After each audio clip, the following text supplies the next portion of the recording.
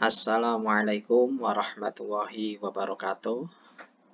Bagaimana kabar teman-teman semuanya? Semoga teman-teman senantiasa diberikan kesehatan, kemudian diberikan kekuatan, dan diberikan kemudahan untuk menuntut ilmu, untuk sama-sama belajar, begitu ya. Teman-teman semuanya, sebelum kita mulai perkuliahan kita pada hari ini, gitu ya. Mari kita awali bersama dengan berdoa menurut agama dan kepercayaan kita masing-masing. Berdoa dipersilahkan.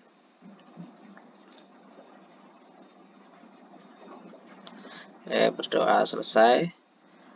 Teman-teman semuanya, ya. Hari ini kita akan berdiskusi, kita akan belajar bersama-sama tentang fungsi dan prinsip-prinsip manajemen pendidikan. Kalau minggu lalu kita sudah belajar tentang konsep dasar dan hakikat dari manajemen pendidikan, begitu ya. Kita belajar tentang pengertian, kemudian kita belajar tentang tujuan dan manfaat manajemen pendidikan. Maka hari ini kita lanjutkan dengan fungsi dan prinsip-prinsip manajemen pendidikan. Oke, langsung saja. Nah, sebagaimana sudah disebutkan dalam beberapa definisi minggu yang lalu, bahwa fungsi manajemen pendidikan itu ada 4, gitu ya. Yang pertama ada perencanaan atau planning, gitu ya. Kemudian yang kedua itu ada pengorganisasian, organizing, gitu ya. Kemudian yang ketiga ada penggerakkan atau actuating, gitu. Kemudian yang keempat itu ada pengawasan, gitu ya. Nah, dari 4 fungsi itu hari ini kita akan bahas bersama-sama, begitu. Nanti apabila teman-teman ada pertanyaan, ada penjelasan yang kurang jelas, gitu ya, itu bisa ditanyakan melalui kolom komentar dalam video ini, gitu ya. Oke, teman-teman semuanya, yang pertama adalah planning, perencanaan. Apa sih planning atau perencanaan itu, gitu ya. Nah, dari beberapa definisi yang sudah saya rangkum, begitu ya, bahwa perencanaan itu adalah proses kegiatan rasional dan sistematis dalam menetapkan keputusan, kegiatan, atau langkah-langkah yang akan dilaksanakan di kemudian hari dalam rangka usaha mencapai tujuan secara efektif dan efisien. Jadi perencanaan di sini adalah berusaha menyusun, gitu ya, menyusun kegiatan-kegiatan atau langkah-langkah secara rasional dan sistematis dalam rangka untuk mencapai suatu tujuan. Nah, nanti kita bahas lagi. Kemudian yang kedua itu adalah pengorganisasian, ya, organizing, gitu ya, gitu ya. Beberapa definisi menyebutkan bahwa pengorganisasian ini adalah menyusun hubungan perilaku yang efektif antar personal. Jadi ini lebih ke membuat struktur organisasi, begitu ya. Jadi setiap lembaga, setiap satuan pendidikan itu harus ada struktur organisasi yang menggambarkan masing-masing tanggung jawab tugas ya dari setiap unsur dalam organisasi tersebut. Nah, tujuannya apa? Ya dalam rangka untuk dapat bekerja sama secara efisien dan memperoleh keputusan pribadi dalam melaksanakan tugas-tugas dalam situasi lingkungan yang ada guna mencapai tujuan dan sasaran tertentu. Jadi ini organizing ini adalah dalam rangka untuk membangun sebuah kerjasama ya melalui struktur organisasi, di mana masing-masing struktur itu memiliki tanggung jawabnya masing-masing. Nah, ini adalah dalam rangka untuk apa? Untuk mempercepat ya tercapainya suatu tujuan atau sasaran yang ada di masing-masing satuan pendidikan. Kemudian yang ketiga, actuating atau penggerakan. Ya, jadi sini penggerakan ini tentu saja yang melakukan adalah leader ya, pimpinan. Jadi seorang pemimpin itu memiliki ya peran, salah satunya adalah menggerakkan anak buahnya, menggerakkan orang-orang yang dipimpinnya, begitu ya. Apa itu actuating atau penggerakan? Nah, actuating di sini adalah proses mengarahkan dan mempengaruhi aktivitas yang berkaitan dengan pekerjaan dari anggota kelompok atau seluruh organisasi. Jadi menggerakkan supaya struktur organisasi yang sudah dibuat tadi atau masing-masing anggota dalam suatu organisasi itu bisa melaksanakan tugas ya, melaksanakan tugas sesuai dengan arahan, sesuai dengan instruksi atau sesuai dengan tanggung jawabnya masing-masing. Nah, di sini adalah pentingnya leader di sini adalah untuk mengarahkan, mempengaruhi supaya seluruh anggotanya itu dapat bekerja dengan baik gitu ya. Kemudian yang keempat adalah controlling ya, melakukan pengawasan. Jadi setiap aktivitas, setiap pekerjaan dari seluruh anggota gitu ya, itu perlu dilakukan pengawasan ya. Apa itu pengawasan? Pengawasan adalah proses pemantauan, penilaian dan pelaporan rencana atas pencapaian tujuan yang telah ditetapkan. Untuk tindakan apa? Koreksi. Jadi untuk mengevaluasi, untuk mengoreksi supaya ke depannya itu menjadi lebih baik lagi. Nah, ini ya. Jadi fungsi manajemen pendidikan tadi ada 4 ya, planning ya, kemudian organizing, kemudian actuating dan controlling gitu ya. Nah, oke, sampai di sini silahkan kalau ada yang belum jelas bisa ditanyakan dengan menuliskan pertanyaan di kolom komentar gitu ya. Oke, selanjutnya kita bahas tentang planning ya, perencanaan. Kalau tadi sudah didefinisikan ya secara umum tentang apa itu perencanaan, maka di sini kita coba sebenarnya bagaimana sih langkah-langkah dalam melakukan perencanaan itu. Yang pertama ya menetapkan tentang apa yang harus dikerjakan, kapan dan bagaimana melakukannya gitu ya. Kemudian yang kedua, membatasi sasaran dan menetapkan pelaksanaan kerja. Dan yang ketiga, mengumpulkan dan menganalisa informasi gitu ya. Kemudian yang keempat, mengembangkan alternatif-alternatif. Kemudian yang kelima, mempersiapkan dan mengkomunikasikan rencana-rencana dan keputusan-keputusan yang sudah dibuat. Jadi di sini adalah langkah-langkahnya begitu ya. Nah, oke, nanti bisa dipelajari, bisa ditanyakan ya tentang bagaimana melakukan ya perencanaan atau membuat perencanaan. Nah, adapun jenis perencanaan sendiri itu bisa dikelompokkan menjadi 2 menurut keluasan dari rencana itu dan menurut jangka waktu gitu ya.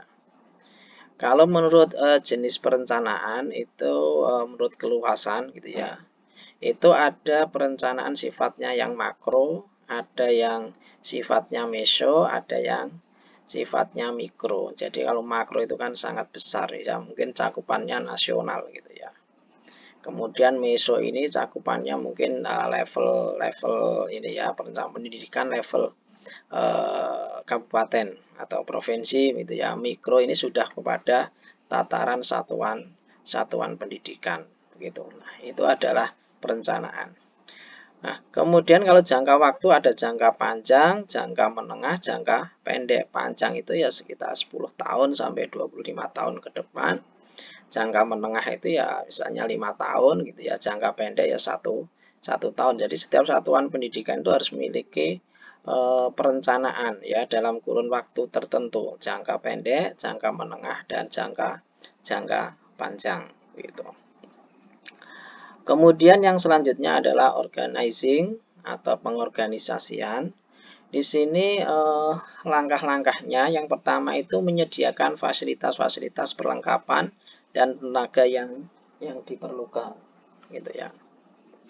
Kemudian yang kedua mengelompokkan komponen kerja ke dalam struktur organisasi gitu ya. Jadi organizing ini di sini adalah lebih pada bagaimana itu sebuah satuan pendidikan, sebuah organisasi itu membuat struktur organisasi gitu ya. Jadi membentuk struktur organisasi di mana di situ ada wewenangnya, ada mekanisme koordinasi gitu ya. Kemudian ada SOP-nya, standar operasional prosedur atau metode atau langkah-langkah yang digunakan ya untuk bisa mencapai kinerjanya gitu ya.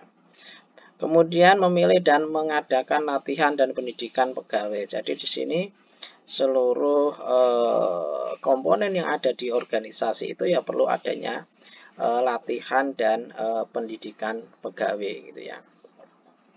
Nah, apa saja prinsip-prinsip pengorganisasian ini? Nah, ini misalnya di sini ada perumusan tujuan yang jelas. Jadi tujuannya memang harus jelas ya dan itu disampaikan ke seluruh anggota organisasi. Kemudian departementalisasi dan pembagian kerja. Jadi di sini bagaimana membuat struktur organisasi gitu ya dan pembagian tugasnya seperti apa. Kemudian ada pelimpahan wewenang. Ada kesatuan perintah. Jadi siapa nanti artinya di sini ada mekanisme koordinasinya gitu ya. Kemudian jenjang organisasi, kedudukan, fungsi dan tanggung jawab masing-masing personil dalam organisasi itu.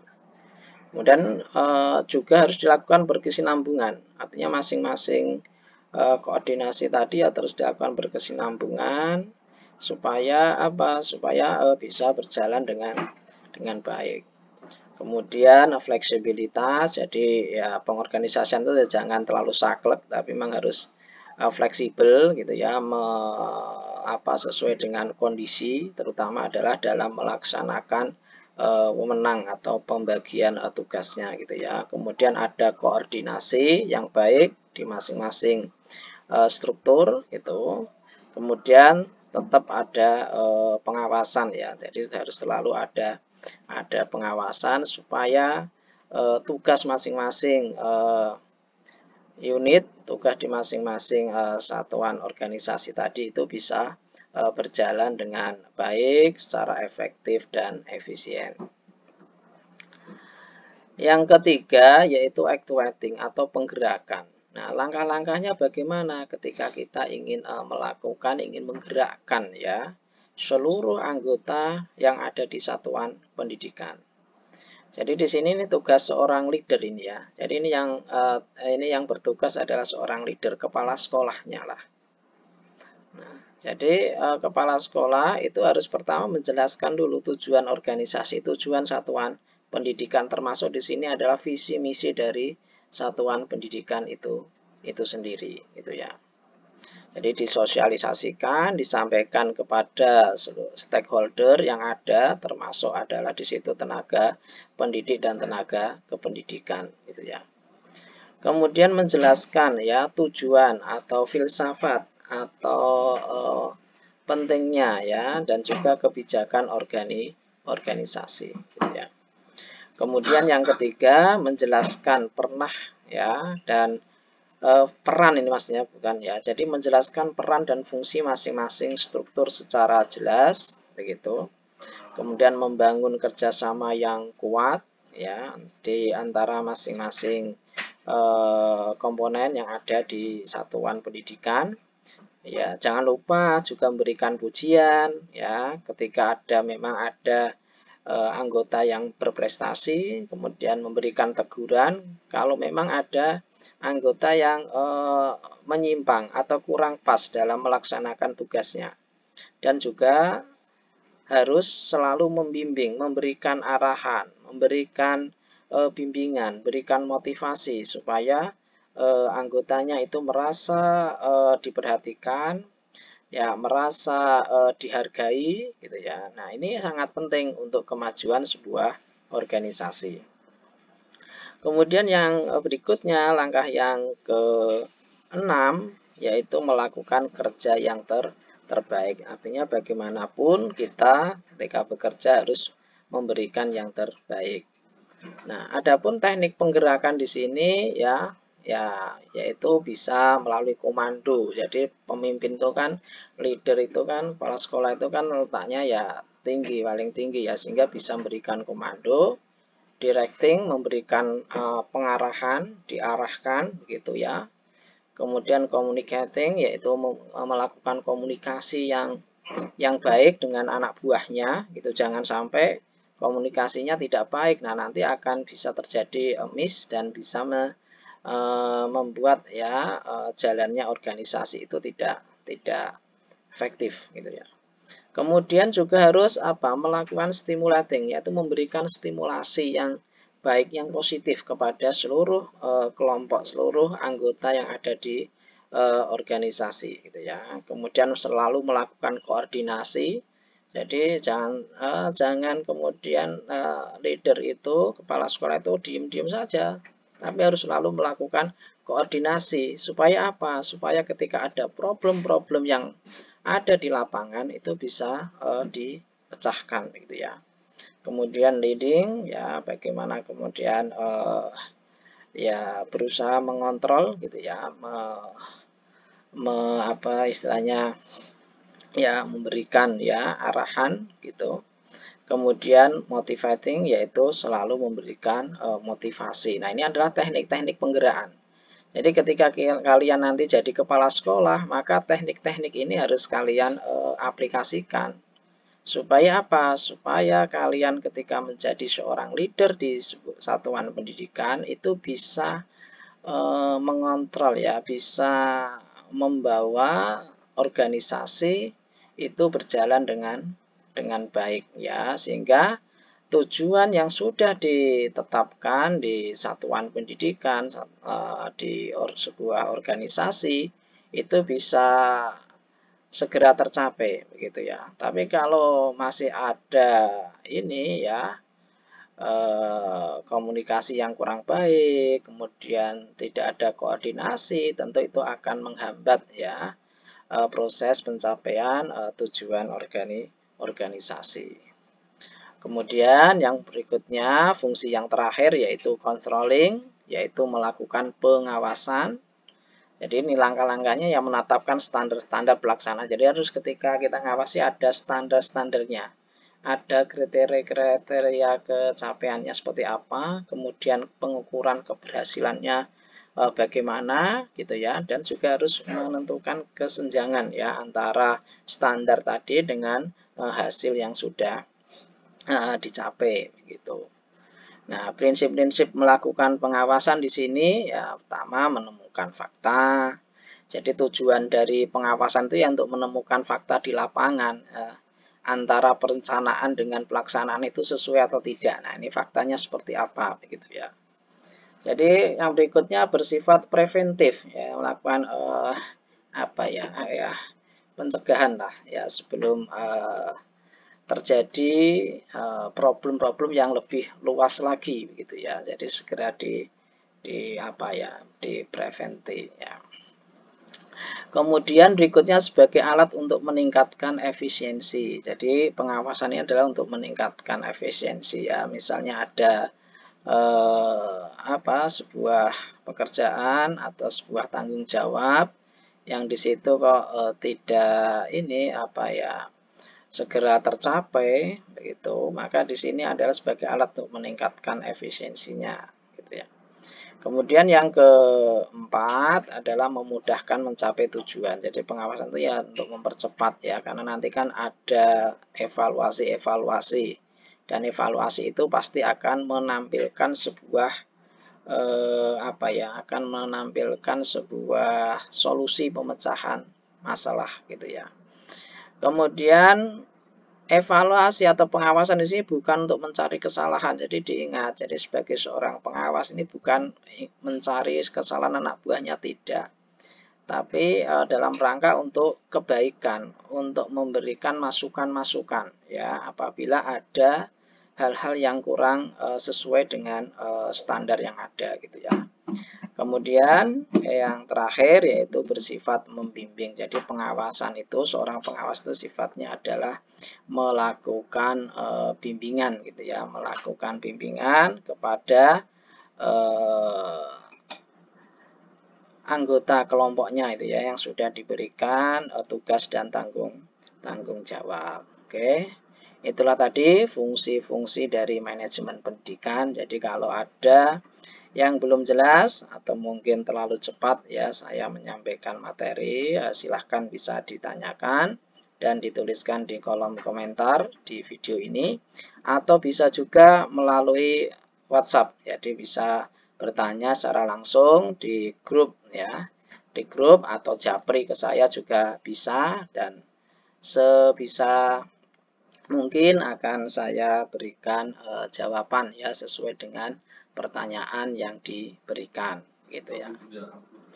Oke, yang terakhir yaitu prinsip manajemen pendidikan. Nah, di sini ada 5 ya prinsip pendidikan menurut Douglas ya. Yang pertama yaitu memprioritaskan tujuan di atas kepentingan pribadi dan mekanisme kerja. Jadi kalau sudah ada di sebuah organisasi itu ya tujuan organisasi itu di atas kepentingan pribadi ya.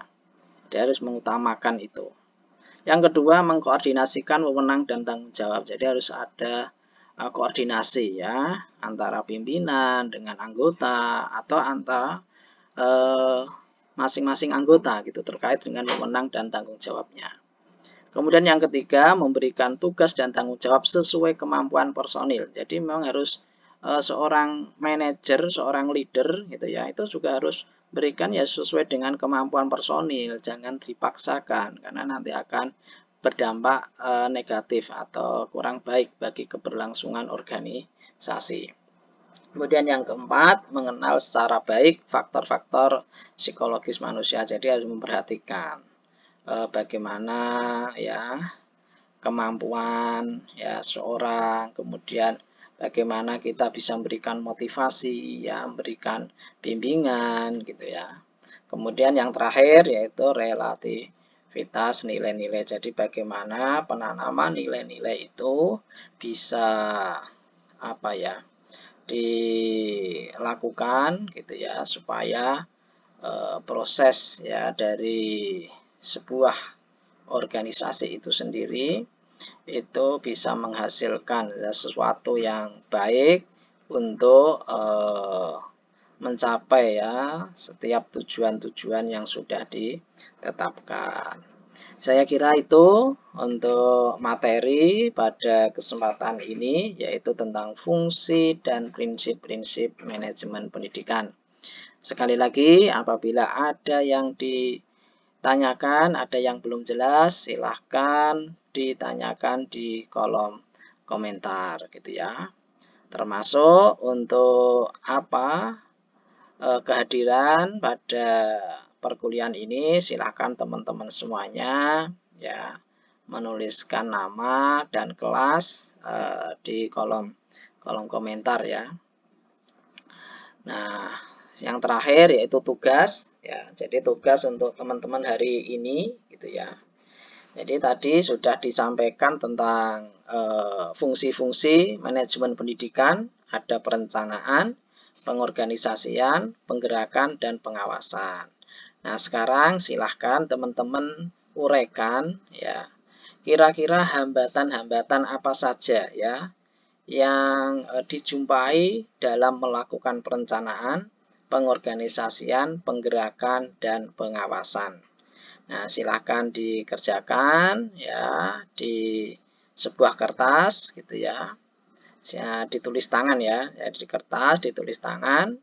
Kemudian dikirim ke email saya. Nanti email akan saya tulis di kolom deskripsi video ini gitu ya.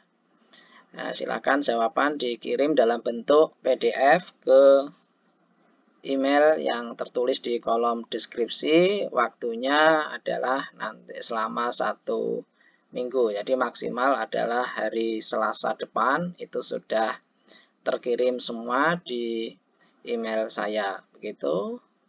Terima kasih semuanya atas perhatiannya. Selamat belajar. Semoga sukses dan mendapatkan ilmu yang bermanfaat. Oke, kurang lebihnya mohon maaf.